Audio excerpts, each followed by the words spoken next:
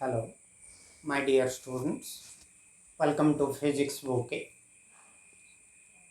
In last video, I had given a one set of dual nature of radiation and matter, and today in this video, I have a presentation of shortcut form of nuclei. That means nuclei in one set, so to say. So let us start. Every atom contains nucleus, and as we know, Rutherford is the father of the nucleus, and a nucleus consists of protons and neutrons. And the number of protons inside a nucleus is called atomic number, and that atomic number is denoted by Z. और जो number of protons और number of neutrons मिल गए तो जो number मिलता है उसको हम मास नंबर बोलते हैं. So mass number is the sum of number of protons and number of neutrons. That means number of neutrons is equal to mass number minus atomic number. Mass number minus atomic number gives us what? Number of neutrons. So a nucleus is generally represented by XAZ. This is name of the nucleus, and this is the mass number, and this is the atomic number. Mass number is written on the written as superscript, and it is at subscript. So for example, uranium 23892. So 92 is the atomic number or number of protons in uranium, and number of protons and number of neutrons मिल के 238 है. सो 238 minus 92 करने से हमको क्या मिलेगा? It will give us the number of what? Neutrons, मतलब 614. सो 146 is the number of neutrons in A uranium nucleus. और वो जो न्यूक्लियस में जो प्रोटॉन्स और न्यूट्रॉन्स रहते हैं वो ईच अदर के बीच में एक अट्रैक्टिव फोर्स के वजह से अंदर रहते हैं, उसको न्यूक्लियर फोर्स बोलते हैं. वो जो न्यूक्लियर फोर्स का सम प्रॉपर्टीज जो है मैंने यहाँ लिस्ट किया है. न्यूक्लियर फोर्स का पहला कैरेक्टरिस्टिक या पहला प्रॉपर्टी है attractive force. It is always an attractive force. Our electrostatic force can be repulsive, attractive, but nuclear force is always attractive. If that means if the nuclear force is between proton and proton, it is attractive. Between proton and neutron, attractive. Between neutron and neutron, attractive. One more thing, neutron and neutron. Neutron is chargeless. So chargeless. ये दोनों के बीच में भी वही attractive force act करता है. मतलब वो चार्ज इंडिपेंडेंट है. बॉडी के अंदर चार्ज है या नहीं है उसके ऊपर डिपेंड नहीं करता है. वो पार्टिकल के अंदर चार्ज है या नहीं है वो उसके ऊपर न्यूक्लियर फोर्स डिपेंड नहीं करता है. सो nuclear force is an attractive force. It is strongest force. हमारा जो इलेक्ट्रोस्टैटिक फोर्स है और फिर ग्रेविटेशनल फोर्स है और जो इलेक्ट्रोमैग्नेटिक फोर्स है और एक वीक फोर्स है, सबसे स्ट्रॉन्गेस्ट फोर्स है न्यूक्लियर फोर्स. और it is A short range force. ज़्यादा दूर तक ये नहीं एक्ट कर सकता, ये स्मॉल डिस्टेंस तक एक्ट करता है. सो इसको शॉर्ट रेंज फोर्स बोलते हैं. Unlike our gravitational force, it is a long range force. Coulomb's force या electrostatic force, it is a long range force. But our nuclear force is a short range force. It acts nearly within 1 Fermi, मतलब 10⁻⁻15 metre के अंदर वो act करता है. और it is charge independent, charge के ऊपर डिपेंड नहीं करता. और स्पिन डिपेंडेंट, वो जो न्यूट्रॉन प्रोटॉन का स्पिन के ऊपर डिपेंडेंट करता है। एंटी क्लॉकवाइज स्पिन होता है तो वो थोड़ा न्यूक्लियर फोर्स थोड़ा वीक होता है, और पैरेलल स्पिन होता है तो वो बहुत स्ट्रांग होता है। और it is a non central force, that means it does not act along the line joining the center of the two particles. So it is a non-central force. Our Coulomb's force is a central force. Our gravitational force is a central force. Magnetic force is a central force.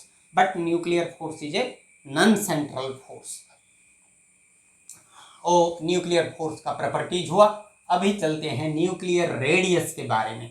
Nuclear, यहाँ हम nucleus को almost spherical बोल के assume करते हैं, और nuclear radius it is given by r is equal to r0 a to the power 1/3।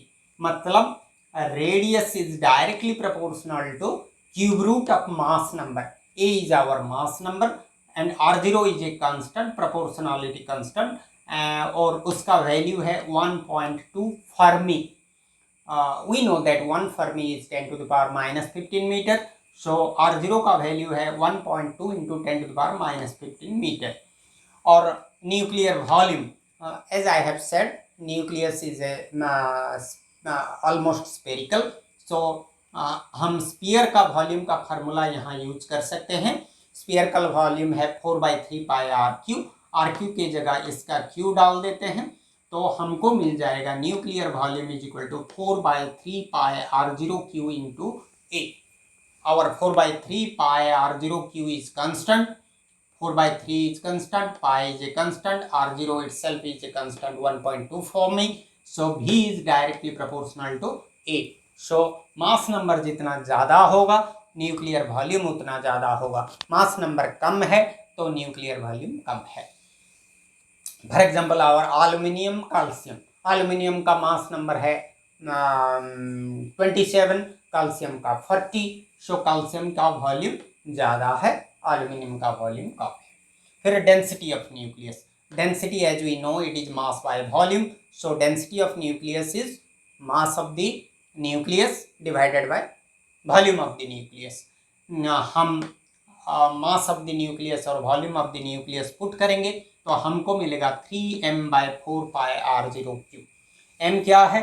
m है मास of a proton और ए न्यूट्रॉन, उसको न्यूक्लियन भी बोलते हैं। So 3 into mass of proton और neutron 4 pi r0 cube. So whole term is a constant, therefore density of nuclei are constant, whether it is a nucleus of helium or nucleus of hydrogen or nucleus of lithium, every element nucleus of every element has same density, almost same density. So nuclear density does not depend on the mass number. Remember, it is generally asked in the correction of error, correct the error if any में आता है कि nuclear density is independent of mass number. It does not depend on mass number. Whatever be the mass number, density of nucleus remains same. So nuclear density हो गया। अभी इस तरफ थोड़ा आते हैं, हमारा mass defect. Actually mass defect क्या होता है? हमारे न्यूक्लियस के अंदर न्यूट्रॉन्स होते हैं, प्रोटॉन्स होते हैं, तो न्यूट्रॉन्स और प्रोटॉन्स को पूरा कंप्लीटली सेपरेट कर लेते हैं, बहुत इन्फिनाइट डिस्टेंस तक ले जाते हैं, तो ऐसे कि उनके बीच में और अट्रैक्टिव फोर्स नहीं रहेगा। फिर वो जो मास ऑफ न्यूट्रॉन्स और प्रोटॉन्स होगा उसको मास ऑफ न्यूक्लियंस, न्यूट्रॉन्स और प्रोटॉन्स को न्यूक्लियंस बोलते हैं। सो मास ऑफ न्यूक्लियंस से मास ऑफ न्यूक्लियस सब्ट्रैक्ट कर देंगे तो जो मिलेगा वही मास डिफेक्ट। मतलब mass of nucleus is always larger than the mass of nucleus. Suppose एक न्यूक्लियस है थोरियम का, थोरियम का न्यूक्लियस से हम न्यूक्लियस का मास निकाल लेते हैं पहले। सपोज उसका मास x है और फिर वो न्यूक्लियस से प्रोटॉन और न्यूट्रॉन को अलग कर देते हैं, फिर प्रोटॉन और न्यूट्रॉन का मास को अलग निकाल लेते हैं, तो वो प्रोटॉन न्यूट्रॉन का मास वो थोरियम का न्यूक्लियस का मास से ज़्यादा होगा। वो जो डिफरेंस इन मास उसको मास डिफेक्ट बोलते हैं और उसको डेल्टा एम सिंबल हम यूज करते हैं। और उसका फार्मूला है Z into M P plus A minus Z into M N minus M. Z is atomic number, M P is mass of a proton और A minus Z this is mass number of neutrons inside the nucleus, number of neutrons inside the nucleus into mass of a neutron. So this total gives us the mass of nucleons minus capital M. Capital M is the mass of the nucleus. So mass of nucleon से हम mass of nucleus subtract कर देंगे तो हमको मिलता है mass defect। अभी आते हैं बाइंडिंग एनर्जी। बाइंडिंग एनर्जी क्या होता है? वो जो न्यूक्लियंस को, प्रोटॉन्स न्यूट्रॉन्स को कंप्लीटली सेपरेट करने के लिए हमको जो वर्क करना पड़ता है, जो एनर्जी देना पड़ता है, उसको बोलते हैं बाइंडिंग एनर्जी। और उसको रिवर्स वे में भी हम डिफाइन कर सकते हैं। प्रोटॉन न्यूट्रॉन को इकट्ठा करके न्यूक्लियस फॉर्म करने के लिए जितना एनर्जी लगता है उसको बाइंडिंग एनर्जी बोलते हैं। तो दोनों वे में हम डिफाइन कर सकते हैं। और बाइंडिंग एनर्जी को जनरली मिलियन इलेक्ट्रॉन वोल्ट में एक्सप्रेस किया जाता है। Electron volt is the unit of energy, so million electron volt में एक्सप्रेस किया जाता है। और बाइंडिंग एनर्जी का फार्मूला है delta M into C square. What is delta M? Delta M is the mass defect. So mass defect into C square gives us the binding energy. And binding energy is the work done to separate nucleons an infinite distance apart.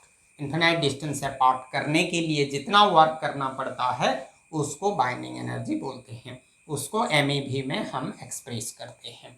और binding energy per nucleon मतलब binding energy divided by mass number करने से उसको हम बोलते हैं binding energy per nucleon.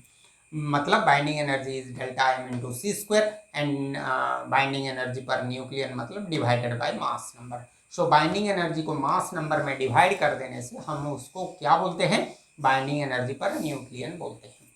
अभी चलते हैं एक फेनोमेनन के को स्टडी करने के लिए, रेडियो एक्टिविटी। वो ये रेडियो एक्टिविटी क्या होता है? कई सारे हेवी सब्सटेंसेस क्या करते हैं, स्पॉन्टेनियसली कुछ रेडिएशंस उनके अंदर से निकालते हैं। उसको वो जो फेनोमेनन को हम रेडियो एक्टिविटी बोलते हैं। और जो रेडिएशंस निकलते हैं उसको वो जो न्यूक्लियस को जो निकालता है रेडिएशंस उसको रेडियो एक्टिव न्यूक्लियस बोलते हैं। जनरली 3 टाइप्स का रेडिएशंस निकलता है, अल्फा रे, बीटा रे और गामा रे। अल्फा रे क्या होता है? Alpha ray consists of helium nucleus, doubly charged helium nucleus. Helium का मास नंबर है 4 और एटॉमिक नंबर 2। तो जब हीलियम न्यूक्लियस निकल जाता है एक न्यूक्लियस से, उसका मास नंबर 4 कम हो जाता है और एटॉमिक नंबर 2 कम हो जाता है। पहले मास नंबर A था तो वो A-4 हो जाएगा और एटॉमिक नंबर Z था तो न्यू एटॉमिक नंबर Z-2 हो जाएगा। और ये जो बीटा रे it consists of electrons. Electron का मास नंबर 0 है और एटॉमिक नंबर 1 है। Since it is A negative charge -1 is given. मतलब जब एक बीटा पार्टिकल निकलता है एक न्यूक्लियस से, उसका मास नंबर कुछ चेंज नहीं होता, मतलब A-0, so it becomes A। और एटॉमिक नंबर को क्या होता है?